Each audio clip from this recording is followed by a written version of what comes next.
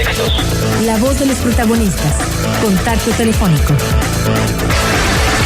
Y nos da muchísimo gusto recibir a Diego Díaz, investigador del IMCO, Instituto Mexicano para la Competitividad. Diego, muy buenos días, te saludamos Marcela Pámanes y un servidor Juan Ceballos. Muy buenos días, Juan y Marcela. Y bueno, pues para que compartas con el auditorio este reporte sobre el endeudamiento público que tienen estados y municipios hasta el segundo trimestre de 2016, un tema muy importante que debemos conocer todos los ciudadanos.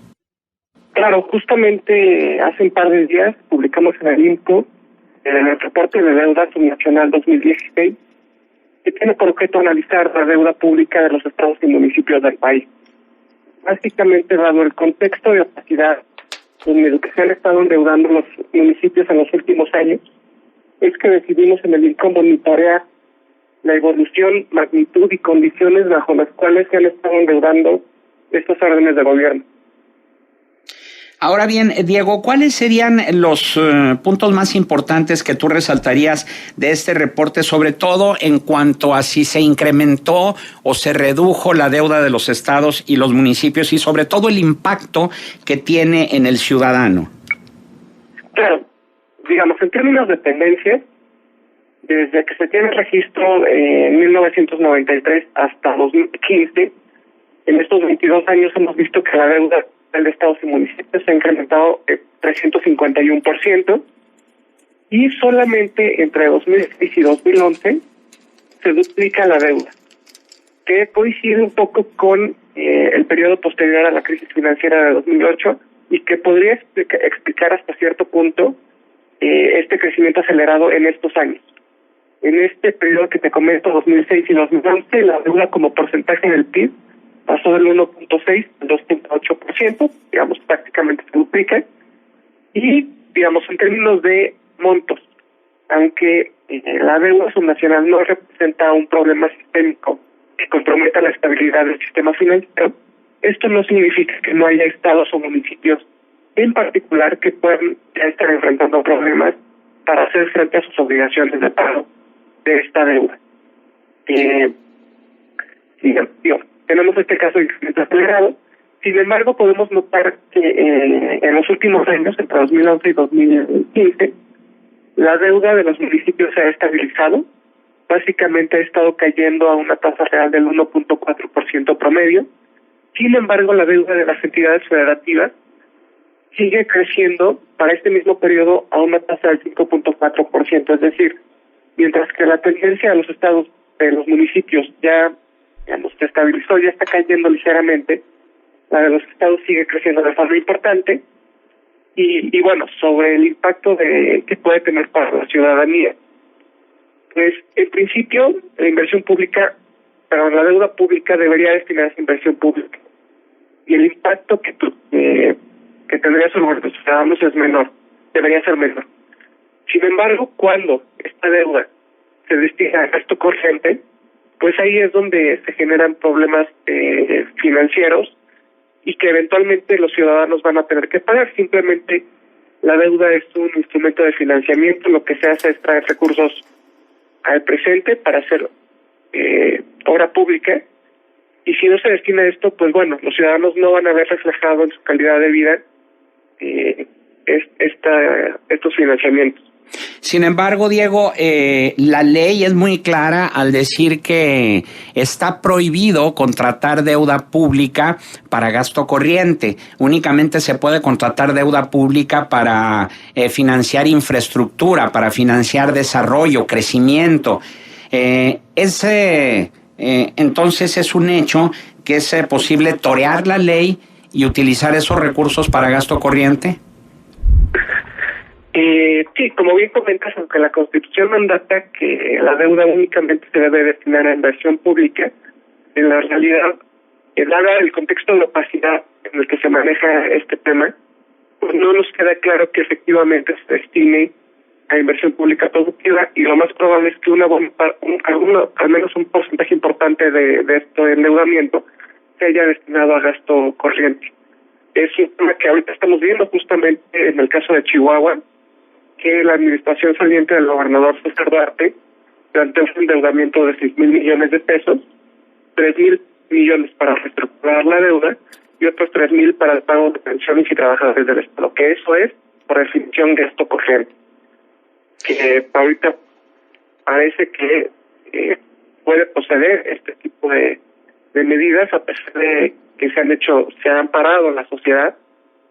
Y bueno, esto que es el caso más claro de que la deuda se utiliza para solventar necesidades urgentes, como les gusta llamarlo, y que en realidad es para hacer pagos de aguinaldos o de prestaciones a los servidores públicos, pensiones, etcétera.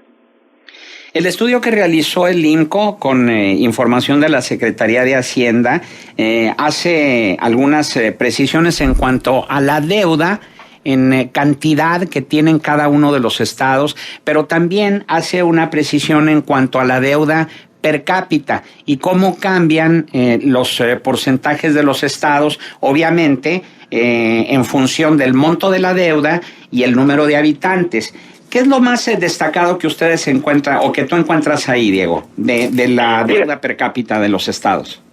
Claro, sí, nosotros tomamos la deuda en números absolutos y también sacamos algunas métricas en las que comparamos la deuda con el PIB, el Producto Interno Bruto de las economías estatales, los ingresos que reciben de participaciones, y una de estas métricas es también comparándola contra el número de habitantes de la población, contra el número de habitantes del Estado. Lo que encontramos es que al analizar la deuda per cápita, es que, bueno, hay en principio 4 estados que se salen de la tendencia, que se salen del promedio, que están muy por encima del promedio. El promedio es de apenas 3,800 pesos. Sin embargo, tenemos el caso del estado de Coahuila, que la deuda per cápita al 30 de junio de 2016 es de 12,300 pesos, casi 2,400 pesos. Quintana Roo, 2,100 pesos. Nuevo León, 2,200 pesos, 11,200 pesos. Y Chihuahua, 11,125. Ya después se da un salto importante en el caso de la Ciudad de México, que ocupando el quinto lugar ya está muy lejos de estas 4 entidades, que ya la Ciudad de México apenas llega casi a los 7,800 pesos. Entonces tenemos estos 4 estados, Coahuila, Quintana Roo, Nuevo León y Chihuahua, que bajo esta métrica son los más endeudados del país y que también coincide con las demás métricas que nosotros estamos utilizando como porcentaje del PIB. También estas 4 entidades son las más endeudadas, lo mismo con respecto a los ingresos totales y con respecto a las participaciones.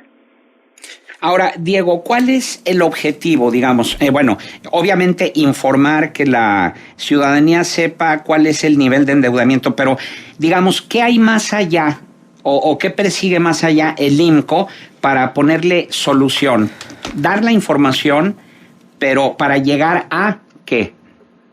Claro, mira, ahorita justamente este informe coincide con la publicación, a la promulgación de la Ley de Disciplina Financiera, que se publicó apenas este 27 de abril, y coincide también con unos meses antes de que la Secretaría de Hacienda y Crédito Público publique los reglamentos de esta ley. Uno de los objetivos principales de este reporte es precisamente señalar deficiencias o señalar aspectos que todavía están pendientes en los reglamentos. Aun cuando la ley es bastante buena y lo vemos con muy buenos ojos, busca meter controles muy importantes al endeudamiento de los municipios, así como medidas de responsabilidad hacendaria para garantizar la sostenibilidad de las finanzas públicas de estados y municipios. Todavía hay muchas cosas que están pendientes que define la Secretaría de Hacienda y donde se puede perder mucho del espíritu que está planteado en esta legislación.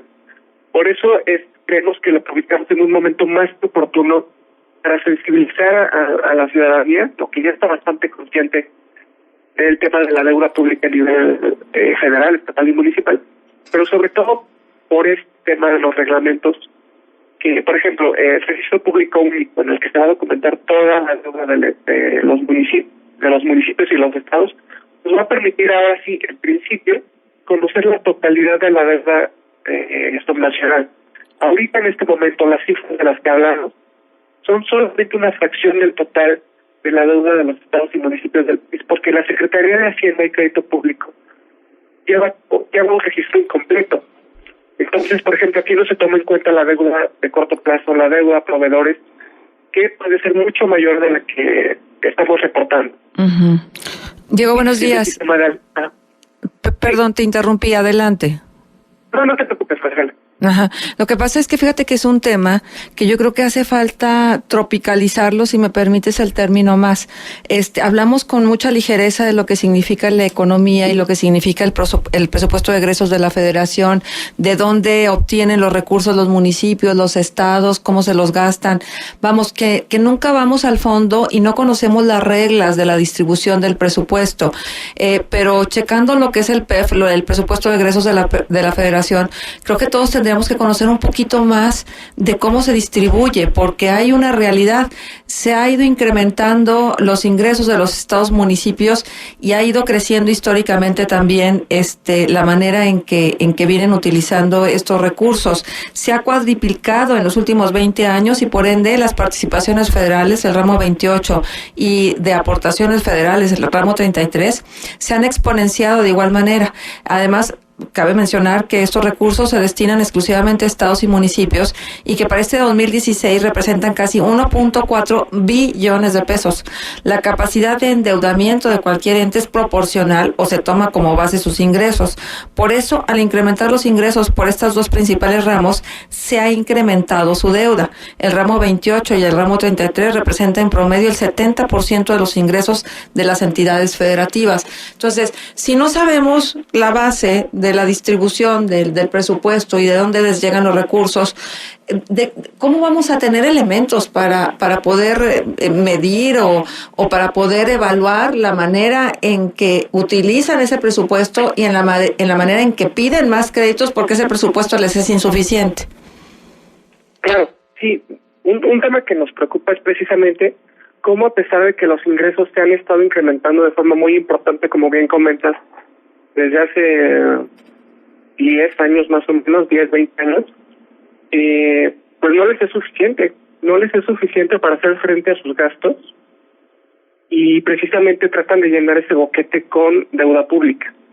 Y sobre todo ahorita en un contexto en el que, dada la coyuntura de caída de los ingresos petroleros, esto necesariamente en algún momento se va a comenzar a reflejar en menores participaciones, en menores transferencias de la Federación a estados y municipios, por ende van a tener menores ingresos y pues ahora les va a ser todavía menos, van a tener que recurrir a la deuda en un contexto en el que con la ley de disciplina financiera en principio tampoco van a poder acceder a este instrumento de política fiscal. Entonces, van a caer sus ingresos, no van a poder acceder tan fácilmente al mercado de deuda, esperemos, y bueno, ¿qué van a tener que hacer? Van a tener que comenzar a hacer ajustes a su gasto, que, vamos a ver cómo responden, ¿no? Porque también se les están cerrando las alternativas de financiamiento a estos órdenes de gobierno en este contexto, y bueno, creo que es un tema importante ver cómo responden a los estados y si no van a empezar a poner trabas a la implementación, como les comentaba el caso de Chihuahua, ya básicamente violando la Constitución, están tratando de endeudarse para financiar gasto corriente. Claro.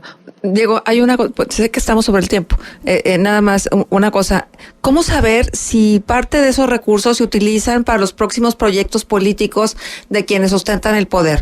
¿Hay manera? ¿Perdón? Diego, te preguntaba si hay manera de conocer si los recursos que tienen los municipios y los estados están siendo utilizados con fines político-electorales.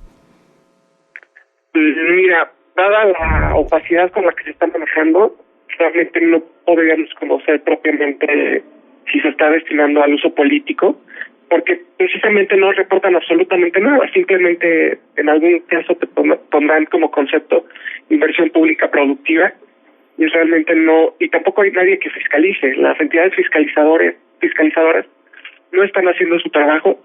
Ahora con esta ley se va a permitir que la Auditoría Superior de la Federación fiscalice el ejercicio y destino de toda aquella deuda garantizada con participaciones federales. Creo que ahí puede ser un elemento que nos va a permitir eventualmente fiscalizar y garantizar que no se esté destinando a un uso político la deuda pública. Ya nada más falta que esa ley se cumpla. Diego Díaz, investigador del IMCO, nuestro agradecimiento por tu participación aquí en Contextos. Muchas gracias, Juan y Marcela. Buenos días.